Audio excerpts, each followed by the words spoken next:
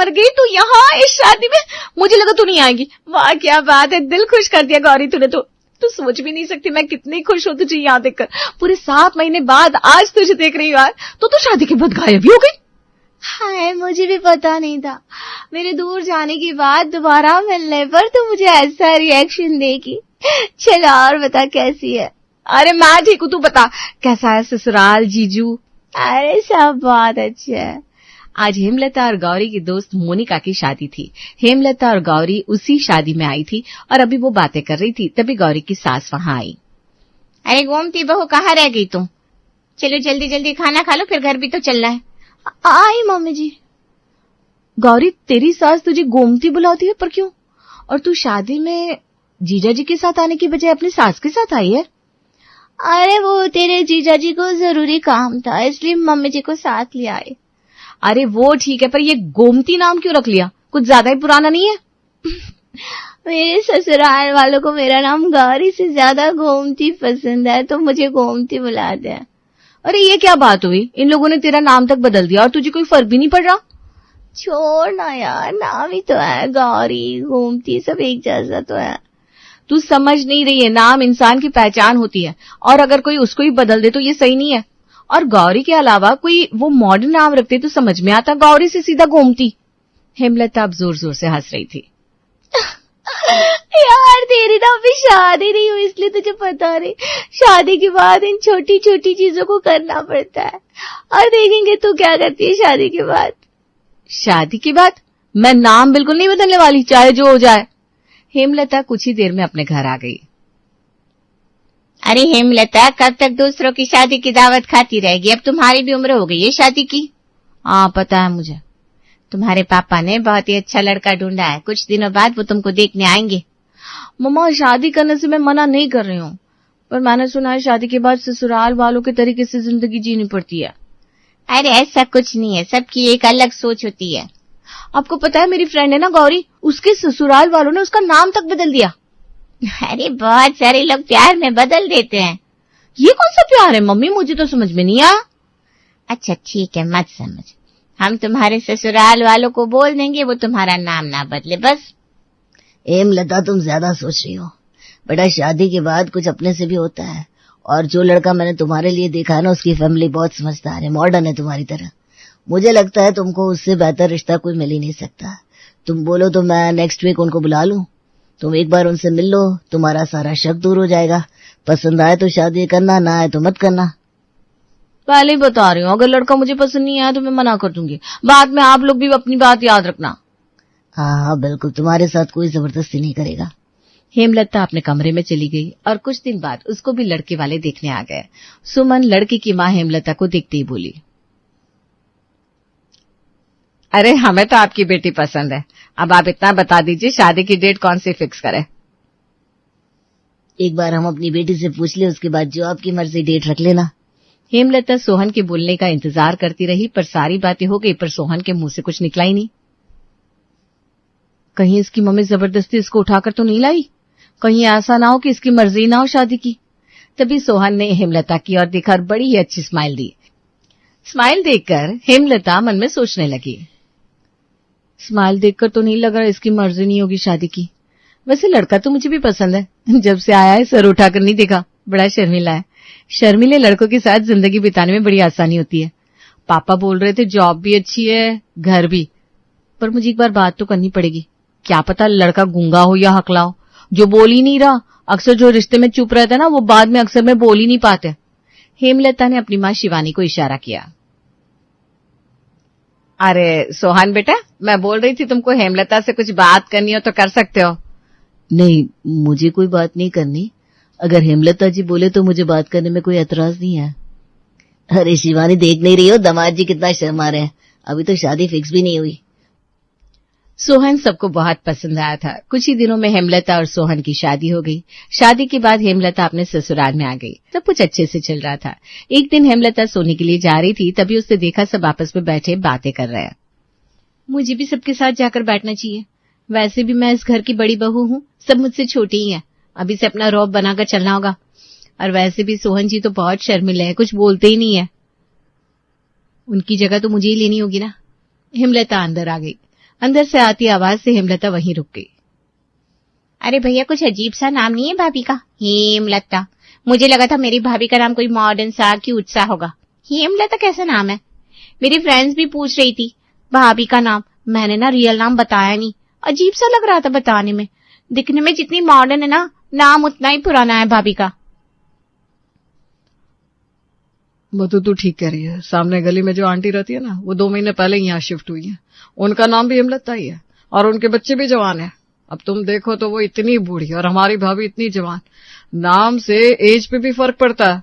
और मजे की बात बताऊं, पिछले हफ्ते मैंने देखा था हेमलता आंटी को, वो सब्जी वाले से, दूध वाले से, फ्रूट वाले से सबसे उधार सामान लेती है और एक एक चीज का घंटों तक सौदा करती है। सब लोग हंसते हैं उन पर। कहीं ऐसा ना हो उधार और सौदेबाजी करे हेमलता आंटी और नाम हमारी भाभी का खराब हो।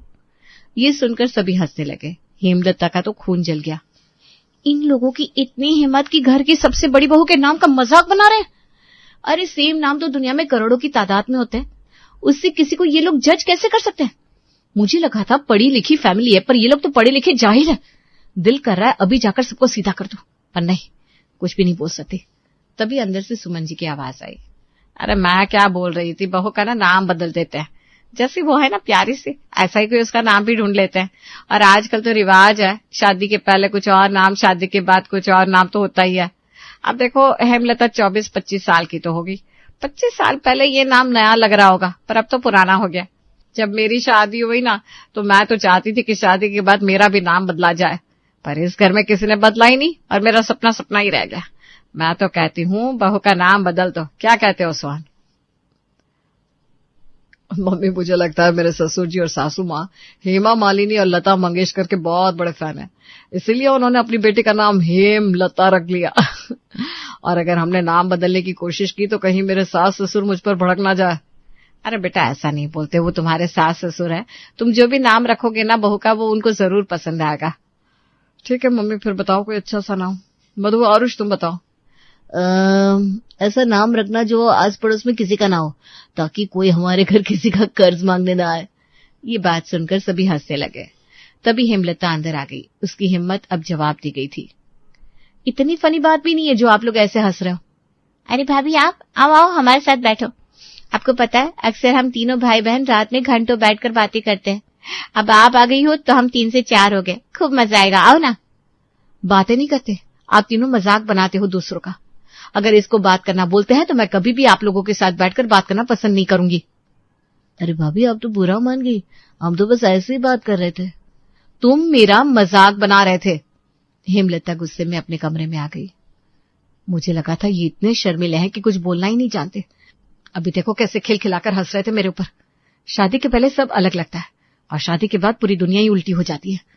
वो अकेले में बड़बड़ा रही थी, तभी सोहन वहां आ गए। अरे तुम तो गुस्सा हो गई। चलो अब मान जाओ, आइंदा तुम्हारे नाम के बारे में घर में कोई बात नहीं करेगा, बस। पक्की बात? हाँ हाँ, बिल्कुल पक्की बात। देखा, मना लिया ना मैंने इन्हें एक ही झटके में। एक वो गौरी है जो घूमती बनी घूम रही है। इंसान चाहे तो कुछ भी कर सकता है, पर लोगों को कुछ करना ही नहीं है। बस थाली में सजा सजाया सब कुछ मिल जाए, यही इंसान चाहता है। मेरे एक नखरे से ससुराल वालों की अकल ठिकाने आ गई। कुछ दिन ऐसे ही बीत गए। एक दिन मधु के कुछ दोस्त उसके घर आने वाले थे, क्योंकि वो सब हेमलता को देखना चाहते थे। उनके आने से पहले मधु पहले से ही हेमलता के साथ किचन में लगी हुई थी। आपको पता है भाभी, जब मेरी फ्रेंड सीमा के भाई की शादी हुई थी ना, तब भी हम सब साथ में मिलकर उसकी भाभी को देखने गए थे। बाहर तो आए दिन हम लोग खाना खाते ही रहते हैं, पर ये जो कभी कभी किसी दोस्त के घर जाने का चांस मिलता है ना, लाइफ टाइम याद रहता है। इससे घर वालों से रिश्ता भी मजबूत होता है।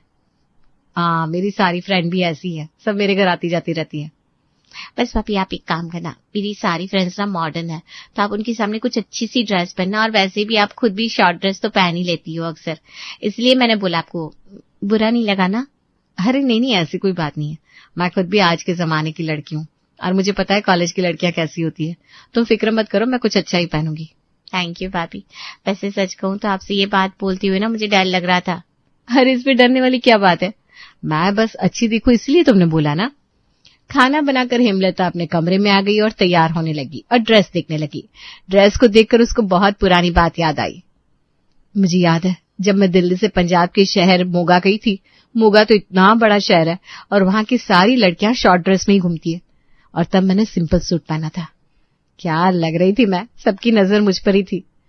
वैसे तो पंजाब सूट सलवार के लिए फेमस है, पर ये सब अब फिल्मों में रह गया है। सूट सलवार आजकल कोई पहनता ही नहीं। मुझे लगता है आज मुझे सिंपल सूट सलवार पहनना चाहिए, उसमें मैं कितनी प्यारी लगूंगी। सबके जैसा दिखने में मजा नहीं है, सबसे अलग दिखने में मजा है। फिर तो उस इंसान की नजर भी हम पे टिकती है जिसकी नहीं टिकनी चाहिए। वाह, क्या आइडिया है। अब तो मधु की दोस्त मुझे सिंपल सूट में और सुंदर रूप में देखकर पागल हो जाएंगी। फटाफट से उसने सिंपल सूट पहना और नीचे आ गई। नीचे उसके सारे फ्रेंड्स आ चुके थे। हेमलता को देखकर सब चौंक गए। अभी नई नई उसकी शादी हुई थी और वो इतनी सिंपल होकर आई थी। ये क्या है, भाभी ने मुझे बोला था कि मेरे कहने से वही पहनेगी जो मैंने उनको बोला था। अब सारी फ्रेंड्स मेरा मजाक बनाएंगी। सब कितनी मॉडर्न है, और भाभी के नाम के साथ साथ अब कपड़े भी पुराने जमाने के पहन कर आ गई। पता नहीं क्यों इनको हमारी शर्मिंदगी कराने में मजा आता है। इतनी सारी ड्रेसेस है, पर सबसे बेकार वाला सूट पहनकर आ गई। मधु, भाभी तो बहुत प्यारी है, इनका नाम क्या है? भाभी का नाम हेमलता है। कौन से गांव से भाभी? अरे सेम सिटी से है। हाँ, लग तो नहीं रही। चुप करना तू। सोनम चुप हो गई। सोनम के साथ साथ सभी गौर से हेमलता को देख रहे थे। हेमलता मन ही मन खुश हो रही थी। देखा, किसी की नजर मुझसे हटी नहीं रही। मुझे तो पहले ही पता था डिफरेंट चीज सबको हिला देती है। सूट सलवार का मजा भी बस शहर के लोगों को पता है, और गांव के लोगों का होश उठाने के लिए शॉर्ट्स काफी है। अगली बार जब मम्मी जी के रिश्तेदार आएंगे ना, तब शॉर्ट्स पहनूंगी, फिर उनकी नजर भी मुझसे हटेगी नहीं। खाना खाकर मधु के दोस्त चले गए। हेमलता अलग ही मूड में थी। अब वो आए दिन ऐसा ही करने लगी थी। जहां जिस चीज की जरूरत होती वहां वो करती नहीं, उससे हटकर कुछ करने की कोशिश करती। अब इससे पूरा घर परेशान हो गया था। ससुराल वालों ने उसको कुछ कहना ही छोड़ दिया था। एक दिन हेमलता की माँ शिवानी हेमलता के घर आई। अपनी मम्मी को देखकर हेमलता फूल की तरह खिल गई। अरे मम्मी, आप कब आई? मुझे पता ही नहीं लगा। बेटा तुम किचन में थी तभी मैं आई। अरे मुझे बताया नहीं किसी ने, मैं आपके लिए कुछ अच्छा बना दी थी ना। अरे मेरे खाने की फिक्र मत कर, जो बना है वही खा लूंगी। पर मम्मी, मैंने टिंडे बनाया है जो कि आप नहीं खाती। अरे कोई बात नहीं, खा लूंगी। कुछ ही देर में सब खाने के लिए बैठ गए। मम्मी जी, कल हमारी बुआ जी के बेटे की शादी है, आप उस शादी को करके जाना। बुआ जी का फोन आया था, उन्होंने खास आपको इनवाइट किया है। अरे इसीलिए तो आई हूँ, सोचा आप लोगों के साथ ही चलूंगी। खाने पे कुछ देर तक सब बात करते रहे। फिर शिवानी ने हेमलता से कहा, तुमने मुझे अपनी ड्रेस और ज्वेलरी नहीं दिखाई, क्या पहनने वाली हो कल? मधु ने तो आती ही दिखा दी। अरे मम्मी, इतनी गर्मी हो रही है, क्या जाऊं शादी में, मेरा तो मन ही नहीं करता कहीं जाने का। अरे पहले तो तुम बहुत शादियों में जाती थी, अब क्या हो गया? बस मम्मी, अब मेरा मूड बदल गया है। देखो बेटा, सोहन की सगी बुआ के बेटे की शादी है, तुम नहीं जाओगी तो उनको अच्छा नहीं लगेगा। लोग तो यही सोचेंगे ना, तुम और तुम्हारी ससुराल के बीच कुछ सही नहीं चल रहा, इसीलिए तुम नहीं गई। अरे ऐसा कुछ नहीं है मम्मी, गर्मी में मुझे मेकअप और हैवी ड्रेस से चिढ़ होती है, और सिंपल ड्रेस पहन लूं ना तो मम्मी जी और सोहन जी मुझे 100 बातें सुनाते हैं। अब मैं इतनी भी गवाह नहीं हूं जो 2025 में गहने और हैवी ड्रेस लटका कर जाऊंगी। चलो बेटा, सिंपल ड्रेस पहनकर चलना, पर चलना जरूर। हाँ ठीक है मम्मी, चलूंगी। चलो ना मम्मी, मेरे कमरे में चलो, यहाँ गर्मी हो रही है। हेमलता शिवानी को अपने कमरे में ले आई। अच्छा वो ड्रेस तो दिखाओ जो कल पहनने वाली हो। शिवानी ने उनको वो ड्रेस दिखाई। ये पहनने वाली हो कल? अरे लोग तुम्हारे ससुराल वालों के बारे में क्या सोचेंगे? क्या सोचेंगे मतलब? यही कि कितनी स्मार्ट बहू है, सबकी तरह लद के नहीं आती। और तुमको ऐसा क्यों लगता है? सजी सवरी लड़कियां या बहू गवार होती है? अरे मम्मी, आप खुद नोटिस करना, कल सबकी नजर मुझ पे ही होगी, फिर आपको पता लगेगा मुझे डिफरेंट दिखना क्यों पसंद है। अब मुझे समझ में आया तुम ये सब क्यों कर रही हो। हाँ, आपको तो पता ही होगा, आप तो तब मेरे साथ भी थे जब हम पंजाब गए थे। कैसे सब लोग हमें देख रहे थे ना। इतनी बड़ी हो गई तुम और लोगों की नजर तक पहचान नहीं पाई, किसकी नजर किस तरह से तुमको देख रही है। अरे बेटा, वो तुमको इसलिए नहीं देखते कि तुम सबसे अलग हो, सबसे सुंदर, और बल्कि इसलिए देखते हैं कि तुम माहौल से अलग दिखती हो। ये अच्छी नजर नहीं है, बुराई वाली नजर है। तुम समझती क्यों नहीं हो? तो क्या इतने दिन से मैं बेवकूफ बनती आ रही थी? हाँ बेटा। ये मैंने क्या कर लिया? अलग दिखने के लिए मैंने अपनी बेइज्जती करा ली। अभी भी समय है, सुधार लो खुद को। अगले दिन जैसे ही सब तैयार हुए शादी में जाने के लिए, तो हेमलता टिप टॉप तरीके से तैयार खड़ी थी। महंगी साड़ी, सुंदर गहने। अरे ये कैसे हो गया? आज तो तुम सबके जैसी लग रही हो। आज से मैंने अपने जीने का तरीका बदल लिया है। आज से मैं भी लोगों के रंग में रंगने की कोशिश करूंगी। बहुत अच्छा लगा बहू तुमको ऐसे देखकर। हाँ मम्मी जी, अब मैं समझी। शादी के बाद की जिंदगी में और पहले की जिंदगी में थोड़ा अंतर तो होता है। आज से आप जो भी करने को पहनने को बोलेंगी मैं सब करूंगी। और ऐसे बड़ी मुश्किल से हेमलता को शादी के बाद वाली जिंदगी की सच्चाई पता लगी थी। अरे नहीं बहन जी, मैं उस जमाने की नहीं हूँ। बहुत मॉडर्न ख्यालातों की हूँ मैं। मेरा तो यही मानना है, जियो और जीने दो। मेरी बेटी के वार्डरोब को खोल कर देखिएगा, आपको मुश्किल से 2 सूट भी नहीं मिलेंगे। मैंने तो कभी रोक टोक नहीं करी, जो पहना है पहनो। अभी देखिए, पिछले महीने अपने फ्रेंड्स के साथ घूम कर आई है कृति। जैसे आज मेरी बेटी घूम रही है, कल मेरी बहू घूमेगी। मुझे तो भाई खुशी ही होगी कि मैं तो ऐसी सास हूँ कि फट से जींस पहन कर खड़ी हो जाऊंगी। चल बहू, कहाँ चलना है, मैं चलती हूँ तेरे साथ। ये बड़ी अच्छी बात कह दी आपने निशा जी। आजकल ना ऐसी सोच किसी की नहीं होती।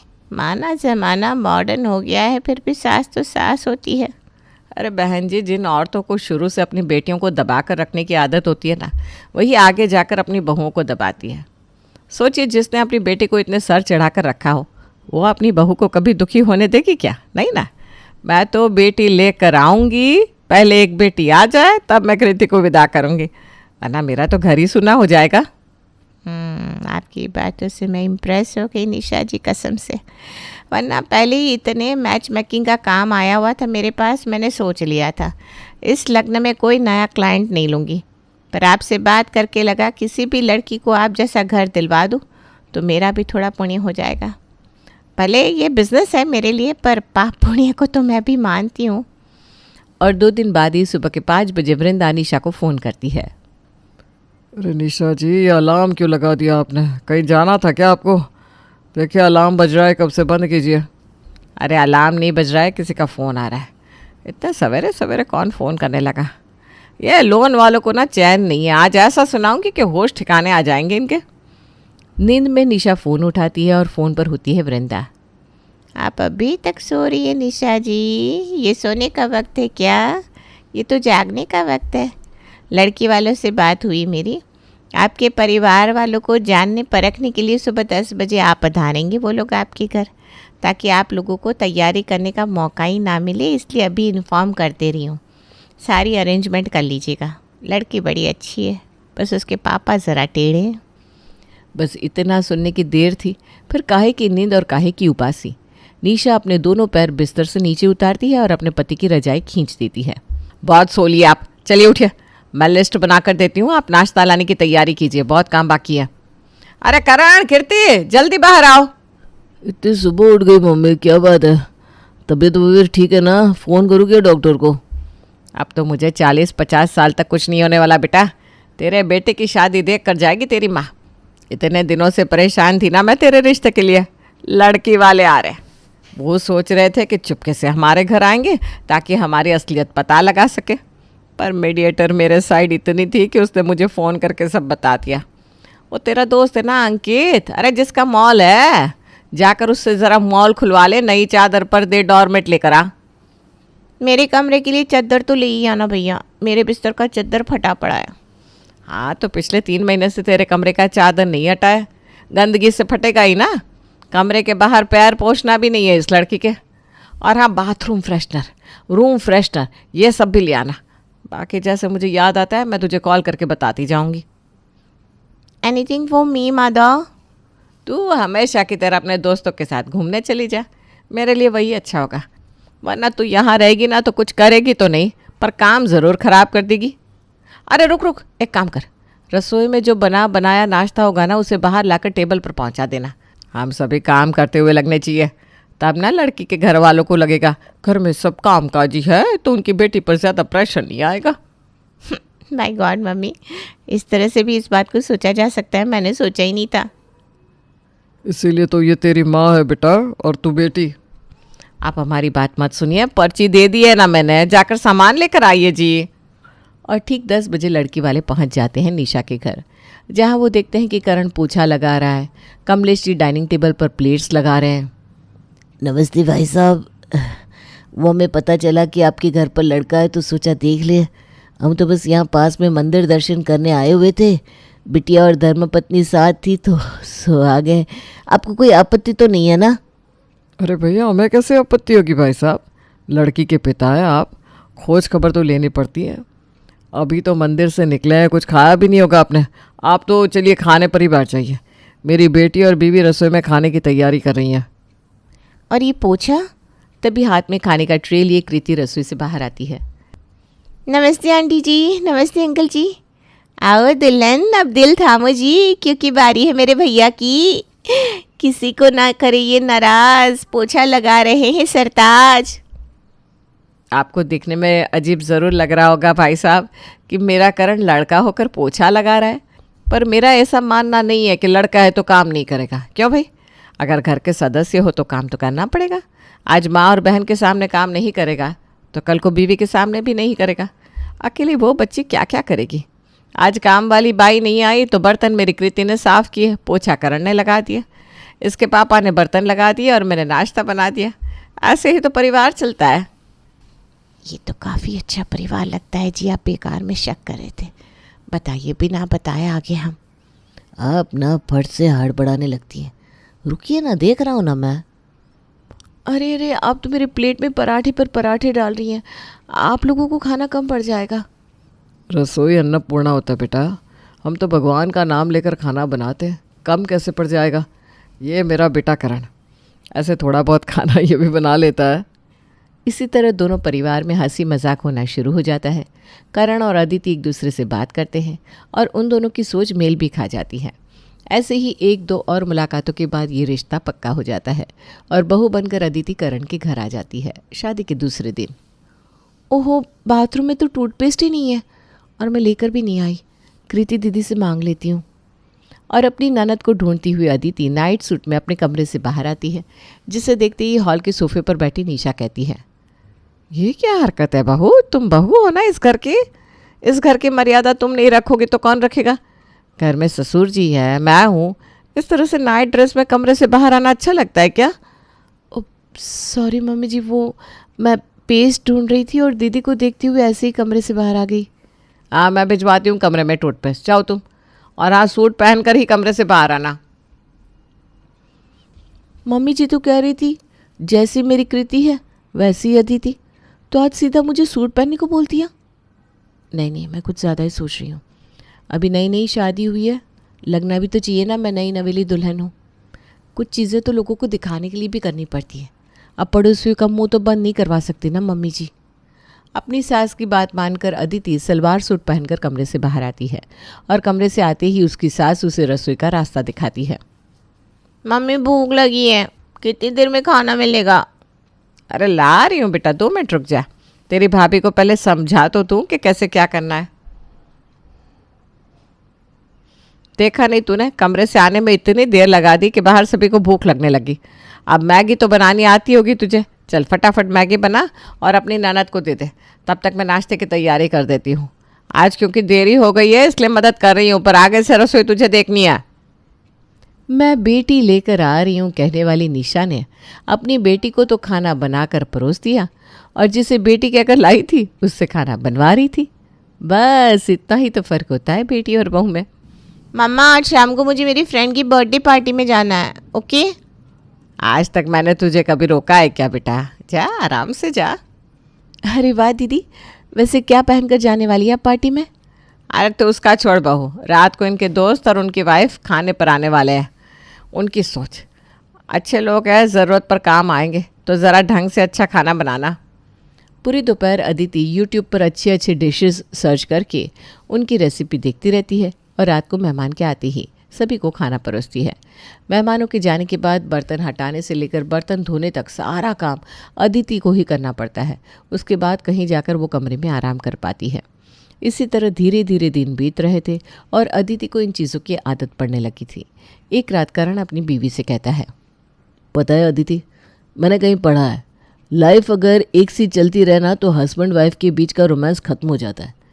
तो मैं सोच रहा था अगर हम लॉन्ग ड्राइव पर चले तो।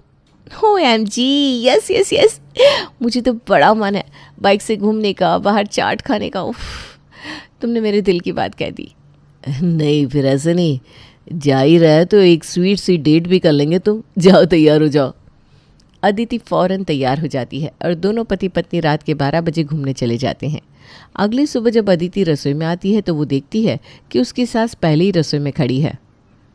मैं तो टाइम पर आ गई मम्मी जी, आपको आने की क्या ज़रूरत थी? आप बैठिए ना, मैं बना देती हूँ रोटी। मुझे तो लगा तेरी आँख खुलेगी कि नहीं, क्या भरोसा। रात को 2-2 बजे तक तुम दोनों बाहर घूमते रहे हो। अब आते ही सो तो नहीं गई होगी तू। सुबह 4 बजे मैं बाथरूम जाने उठी तब भी तेरे कमरे से आवाज़ें आ रही थी। अब 4 बजे सोने वाला आदमी सुबह 7 बजे तो उठेगा नहीं। तभी मैंने सोचा अपनी किस्मत को रोक कर खुद ही रसोई में आ जाओ, क्योंकि तुझे अपने पति की भले ही चिंता ना हो, मुझे तो अपने बेटे की है। मम्मी जी वो इन्होंने बोला था, मैंने जिद नहीं की थी। अब वो तो कहेगा और तू मान भी लेगी। अरे मेरा करण तो बच्चा है, पूरा दिन दुकान में बैठता है। अब रात को बीवी का दिल खुश करने उसे बाहर घुमाने ले जाएगा तो शरीर की क्या हालत होगी सोच। रेस्ट चाहिए होता है कि नहीं शरीर को। अगर कान में ठंडी हवा लग गई तो तबीयत तो उसकी बिगड़ेगी ना, तुम्हें क्या है? तू तो दिन भर घर पर रहती है, वो तो नहीं रह सकता है।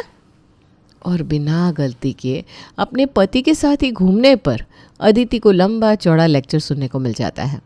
ऐसे में एक रोज़ कृति अपनी माँ से कहती है, मम्मी मुझे ना अपनी एक फ्रेंड के फंक्शन में जाना है। वो कह रही थी मैं उसके घर पर ही तैयार हूँ। आ तो जाना भाई, किसने मना किया है। यही दिन तो बाद में याद आते हैं बेटा। मेकअप तो कर लूँगी मम्मी, पर साड़ी कैसे पहनूंगी? और पार्लर वाली दुल्हन को तैयार करेगी या मुझे? मैं भाभी को अपने साथ ले जाऊँ क्या? भाभी वहाँ मेरा पूरा मेकअप कर देगी, मुझे साड़ी भी पहना देगी। कर दोगी ना भाभी? अरे क्यों नहीं करेगी, मुझे भी किटी पार्टी के लिए निकलना है। तो एक काम कर बहू, दोपहर का खाना छोड़ दे और अपनी ननद के साथ चली जा। और हाँ, जैसे खुद का मेकअप करती है ना वैसे ही अच्छे तरीके से करना। कृति निकलती तो है अपनी भाभी के साथ अपनी फ्रेंड की शादी के लिए, पर पहुंच जाती है क्लब में। अरे दीदी, ये ऑटो वाले को कहाँ रुकवा दिया आपने? आपकी फ्रेंड यहाँ कहाँ रहती है? वो जाए भाड़ में, मैं तो झूठ कहकर आपको घुमाने लेकर आई हूँ भाभी। और ये क्या आप सूट बूट पहन कर आ गई? 2-4 शॉर्ट ड्रेस छुपा कर रखा कीजिए अपने ड्रॉर में, कौन सा मम्मी देख लेगी। अरे नहीं नहीं दीदी, घर की बहुओं को ऐसे कपड़े पहनना शोभा थोड़ी ना देता है। ये सब ना बोलने की बातें हैं भाभी। जब तक आप सह रही हैं लोग कह रहे हैं, अगर किसी दिन आप पहन ही लेंगी तो कौन क्या कर लेगा। फिलहाल तो मैं 2 ड्रेस लेकर आई हूँ, एक आपके लिए एक मेरे लिए। चलिए वॉशरूम में चेंज कर लेते हैं, फिर एंजॉय करते हैं। अदिति के बार बार मना करने के बाद भी कृति उसे अंदर ले जाती है। ननद भाभी जमकर एंजॉय करते हैं। हेलो फ्रेंड्स, ये है मेरी भाभी अदिति, जो दिखने में मेरी छोटी बहन लग रही होगी। बिल्कुल सही कहा कृति तुमने, मैं यही कहने वाला था। देखा भाभी, अब बेकार में शर्मा रही थी। तो आज से हमारे ग्रुप में आप भी होती हैं शामिल। कृति अपने सारे दोस्तों से अपनी भाभी की भी दोस्ती करवाती है। फिर वहाँ से कृति अपनी भाभी को रेस्टोरेंट ले जाती है और काफ़ी देर बाद दोनों रात के 9 बजे वापस लौटते हैं। अब आजकल अदिति थोड़ा बेटर फील करने लगी थी, क्योंकि उसके पास चैट करने उसकी ननद के दोस्त थे। 2 दिन बाद एक शाम कृति अपनी भाभी के पास रसोई में जाती है और कहती है, ये रोज़ रोज़ 3 बार का खाना बनाकर आप थक नहीं जाती भाभी? सिर्फ खाना कहाँ दीदी, कपड़ा, झाड़ू, पोछा, बर्तन सब काम वाली को हटा दिया है ना मम्मी जी ने। वही तो, बेकार में क्यों इतना काम करती हैं आप? कोई फ़ायदा नहीं होने वाला इतना काम करने का। लास्ट में सब यही कहेंगे, बहू ने किया क्या। इसलिए कह रही हूँ जब तक मैं यहाँ हूँ तब तक थोड़ा एंजॉय कर लीजिए। रात का खाना मैं ढाबे से मंगवा रही हूँ, आप कह दीजिएगा कि आपने बनाया है। ऐसे कभी कभी ना ये हेरा फेरी कर लिया कीजिए। ये क्या कह रही हैं दीदी आप? पहले वो छोटे कपड़े, उसके बाद ये। नहीं नहीं नहीं, मम्मी जी को पता चलेगा ना तो आपको पता नहीं वो क्या करेंगी, वो सीधा मेरे मायके खबर पहुंचा देंगी। अरे ऐसा कुछ नहीं होगा, मैं मंगवा रही हूँ खाना। इसी तरह दिन बीत रहे थे। फिर एक रात दुकान से लौटकर कमलेश कहता है, आपके लिए खुशखबरी है निशा जी, कृति के लिए एक अच्छा रिश्ता मिला है। अरे वाह, तो आप ये काम कीजिए, इस बृहस्पतिवार को ही लड़के वालों को घर पर बुला लीजिए। बाकी सारी तैयारियां बहू कर ही लेगी, ठीक है ना बहू? और हाँ कृति, तू उन लोगों के सामने चाय का ट्रे मत ले आना। अरे भाई क्यों मेरी बेटी किसी के आगे खाना लगाए? लगना चाहिए ना कि हमने अपनी बेटी से कभी काम ही नहीं करवाया, तो आप लोगों को कैसे करवाने दे देंगे? मम्मी जी, बहू के लिए अलग नीति, बेटी के लिए अलग। कृति को देखने लड़के वाले आते हैं और रिश्ते के लिए हाँ कर देते हैं। शादी की तारीख 2 महीने बाद की निकलती है। अब कितने दिन की रह गई मेरी बेटी तो। जमशेदपुर के रास्ते में एक बाबा जी रहते हैं, मैं सोच रही हूँ उनके पास जाकर तेरे लिए ताबीज़ बनवाती लाऊं और दुकान के लिए एक यंत्र। अभी निकलेंगे तो हो सकता है कल सुबह तक लौट आए, तो ख्याल रखना है। और कुछ खाने का मन हो तो अपनी भाभी को बोल देना। कमलेश, करण और निशा निकल जाते हैं दूसरे शहर के लिए। इसी बीच कृति अपनी भाभी की सहेलियों को घर बुला लेती है। प्रिया, नैना, तुम दोनों यहाँ कैसे? मैंने बुलाया भाभी, और आपकी कॉलेज के 2 मेल फ्रेंड्स भी आ रहे हैं, पहुँचती होंगे। अब ये मत कहिएगा मम्मी जी को पता चल गया तो क्या होगा। आई नो मम्मी को पसंद नहीं है कि उनके घर की बहू दोस्ती यारी रखे, पर आज तो मम्मी जी घर पर नहीं है। पूरा दिन आप लोग एंजॉय कीजिए, मम्मी के आने से पहले पहले सभी वापस चले जाएंगे। अदिति ये बात सुनकर अपनी ननद को गले लगा लेती है और पूरा दिन अपने दोस्तों के साथ एंजॉय करती है। रात को कृति अपने कमरे में जाकर सो जाती है और बदकिस्मती से रात के 9 बजे ही घर की चाबी से दरवाज़ा खोलकर करण अपने पेरेंट्स के साथ घर लौट आता है। ये बहू के कमरे में लड़के बैठे हुए? करण, और ये लड़कियां कौन हो तुम सब? निशा का गुर्राना देखकर अदिति के सभी दोस्त फौरन घर से बाहर निकल जाते हैं। तो ये करतूत करी है ये लड़की ने। हे भगवान, ये इज्जत दी हमें समाज में। काहे की इज्जत मम्मी? वो तब नहीं जाती जब मैं अपने दोस्तों के साथ घूमती हूँ। आप तो कहती थी बेटी जैसी बहू नहीं लाऊंगी, मैं बेटी हिलाऊंगी, और ऐसी बेटी लेकर आई हैं आप। आप चाहती हैं कि मेरे ससुराल वाले मुझसे एक पानी का ग्लास भी ना उठाएं, और अपनी बहू के आने के बाद पानी का ग्लास उठाना भी छोड़ दिया। ये कैसी नाइंसाफ़ी है मम्मी? भाभी भी किसी के घर से आई हैं और आप भी, और मुझे भी किसी के घर जाना है। मैं अगर शॉर्ट ड्रेस जींस टॉप पहन सकती हूँ तो भाभी को सूट पहनने के लिए फोर्स क्यों करती हैं आप? मैंने देखी है भाभी की प्रोफाइल। शादी के पहले महीने में जाने कितनी बार अपने दोस्तों के साथ भाभी घूमने जाती थी, और यहाँ आने के बाद आपने उन्हें हनीमून तक जाने नहीं दिया। मेरे रहते तो भाभी के साथ ये सब हो रहा है, न जाने मेरे जाने के बाद क्या होगा। इसलिए मैं शादी नहीं करूँगी। मैं समझ गया बेटा तू क्या कहना चाहती है। तो फिक्र मत कर, अब मेरी अदिति बेटी के साथ कुछ गलत ना हो इसकी जिम्मेदारी मैं लेता हूँ। और इस दिन के बाद निशा को भी समझ में आ जाता है कि वो क्या कर रही थी, और बाद में अदिति को सच में बेटी की तरह रखना शुरू कर देती है।